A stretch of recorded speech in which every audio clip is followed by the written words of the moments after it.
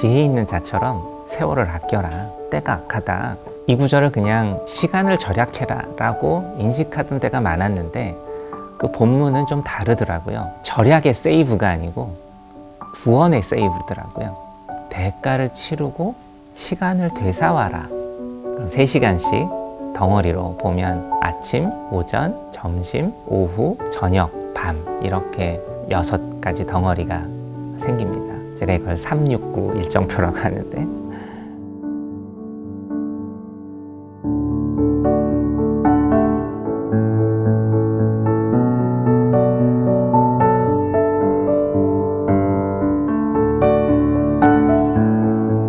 똑같은 수박인데 한 통에 15,000원 하고 반 통에는 10,000원, 4분의 1통, 반의 반 통에는 7,000원 한다면 어떤 걸 사시겠어요? 한 통 사요. 그렇죠. 그 효용으로 봤을 때는 한 통이 제일 싸게 보이는데 그 혼자 살거나 단 둘이 사는 부부의 경우에는 4분의 1통만 해도 다 못 먹을 수도 있고요. 싸다고 한 통을 사면 반 잘라서 냉장고에 보관하고 언제 먹을지 모르다가 버릴 수도 있고 신선도가 떨어져서 맛없는 걸 먹을 수도 있고 제가 경영학을 했지만 그 창고 비용입니다. 일종의 냉장고의 전기, 냉장고의 공간 이런 것들을 차지하는 데 들어가죠. 그래서 누가 우스갯소리를 그렇게 해요. 그냥 집 앞에 마트에 보관하고 그때그때 사 먹어라. 그러면 집에 공간도 남고 전기도 덜 쓴다. 효용이라는 면 외에 다른 좀 지혜와 통찰이 필요하다는 말씀을 드리고 싶었습니다. 인터넷 쇼핑에 대한 여러 그 소비자의 심리를 알게 되는데요. 왜 사람들은 이렇게 싼 거를 사려고 이렇게 이리저리 손품을 많이 팔까? 최저가 쇼핑하려고 하잖아요. 200~300원 아끼고 싶고 그래서 뭐 쿠폰도 적용하고 뭐 할인 카드도 찾아보고 그러다 보면 뭐 1시간이 후딱 지나가는데요. 소비자의 심리로 봤을 때 진짜 돈을 아끼고 싶어하는 심리보다 더 중요한 심리가 하나 있다고 합니다. 그것은 내가 제일 싼 것을 샀다고 하는 자부심 내지는 자랑질하고 싶은 마음. 친구들에게, 동료들에게 아, 내가 이것을 얼마에 샀어. 되게 싸게 샀어. 라는 그런 심리가 있다고 하는 거죠. 근데 그것을 위해서 한두 시간의 덩어리 시간을 허비했다면 그게 과연 수만 원짜리를 수백 원 아끼기 위해서 내가 한 행동의 효용과 과연 맞는 것인가. 최근에 또 후배가 요즘에 리모델링 하느라고 돈이 많이 들잖아요. 그래서 은행에서 일부 대출을 하고 갚는 방식에 대해서, 상환 방식에 대해서 은행이 이런 옵션을 줬는데 선배님 어떤 걸 해야 좀 돈을 아낄 수 있을까요? 막 고민을 하더라고요. 그래서 제가 얘기했어요.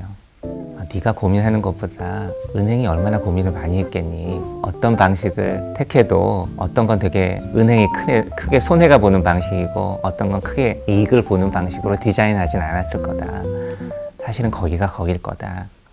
그러니 너는 너의 어떤 소득의 사이클 내지는 네가 좀 마음 편한 방식으로 하나 택하면 그렇게 돈을 손해보는 일은 없을 거다. 이렇게 얘기를 해줬더니 무릎을 치는 거예요. 아, 이제 더 고민할 필요는 없겠다.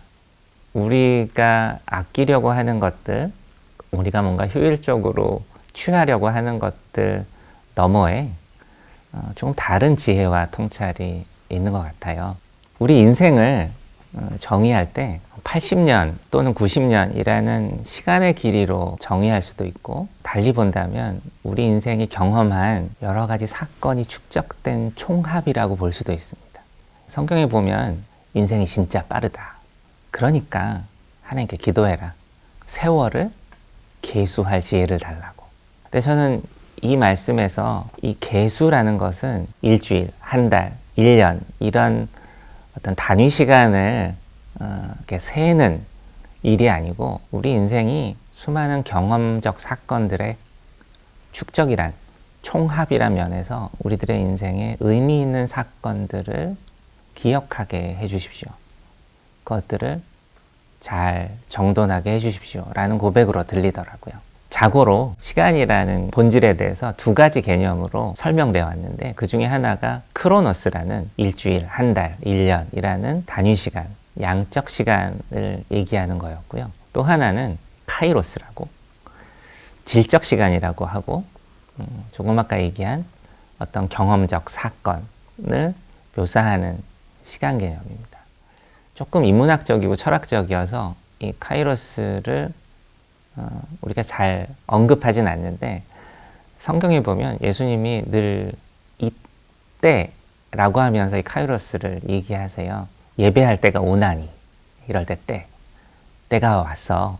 인자가 죄인의 손에 팔린다. 아직 내가 메시아인 것을 사람들에게 알릴 때가 되지 않았다. 이런 때에 대해서 얘기하십니다.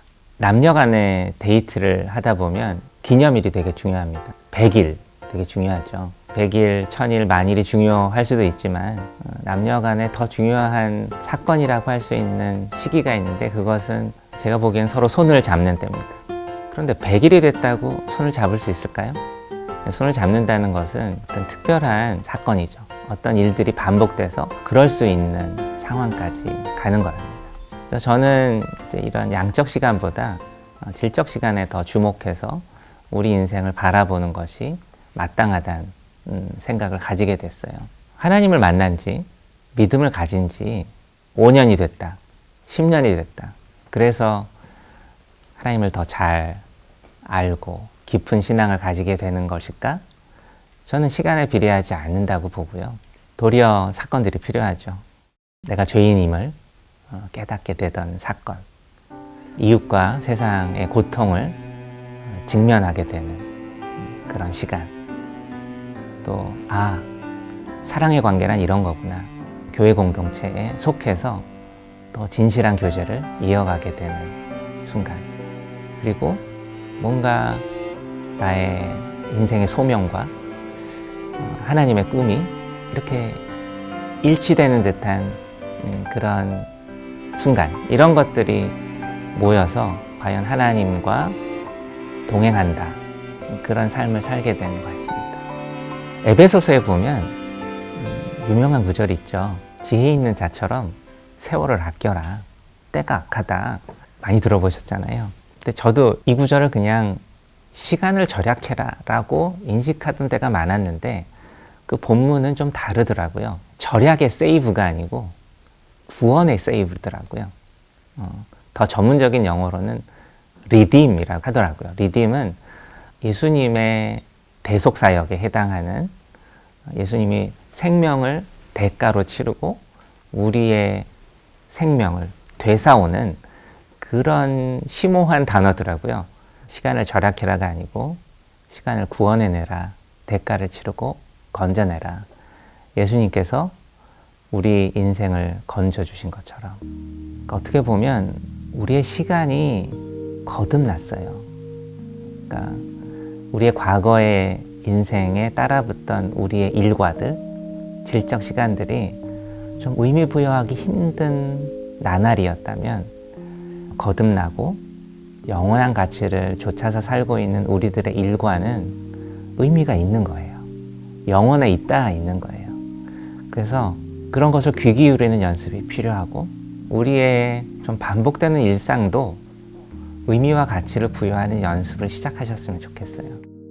저는 금요일 저녁마다 재활용 분리수거를 하는데요.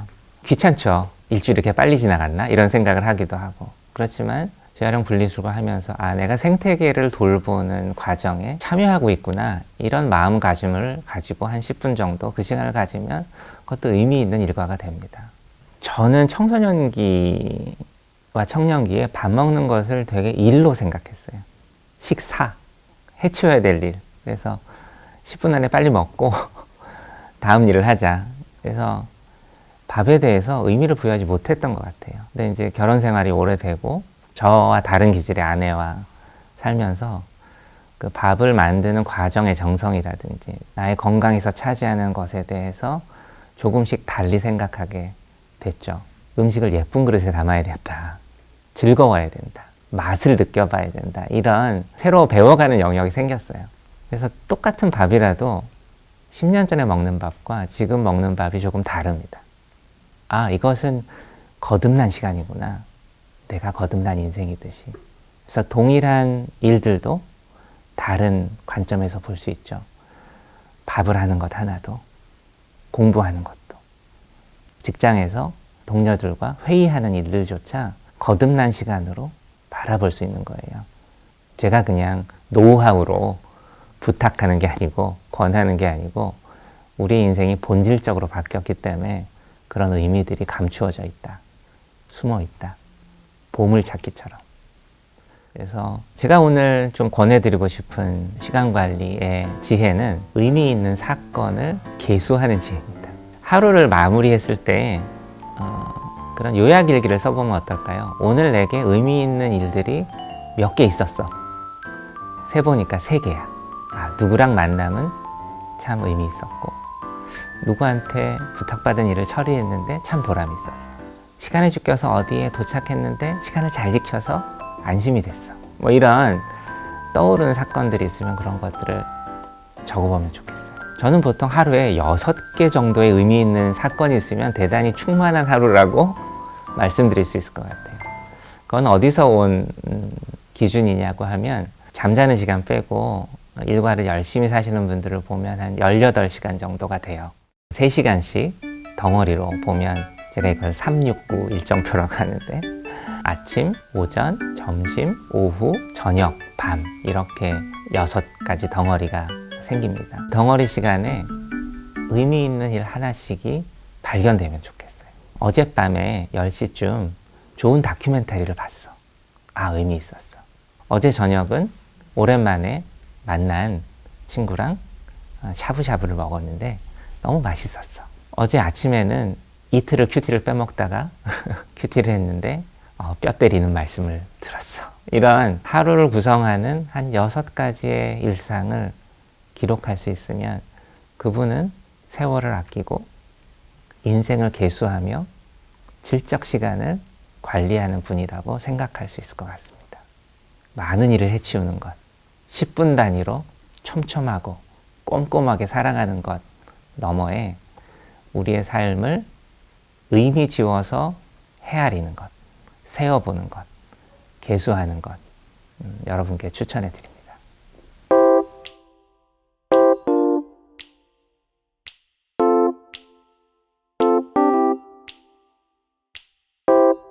지금 시청하고 계신 이 잘잘법도 여러분이 오늘 하루에 의미 있는 일과 중에 하나로 꼽혔으면 좋겠다는 소망을 전합니다.